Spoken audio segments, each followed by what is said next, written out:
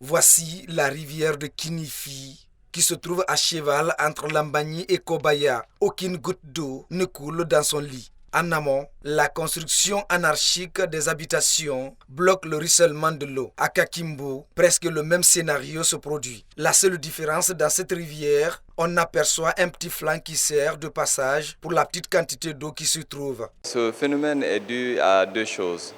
Nous savons aujourd'hui qu'en réalité, les changements climatiques ont un effet sur ces rivières. Mais la situation qui est très grave à Conakry ici, c'est l'action anthropique des hommes sur ces rivières et par la construction anarchique et qui étouffe ici le lit de ces rivières.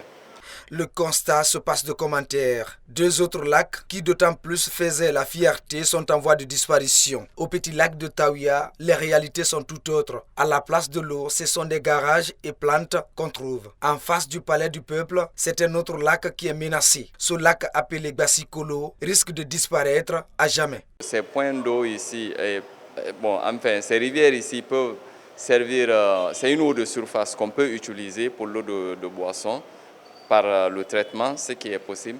Mais aussi ici, si nous prenons en termes de protection de l'environnement, partout il y a de l'eau, il y a de la verdure.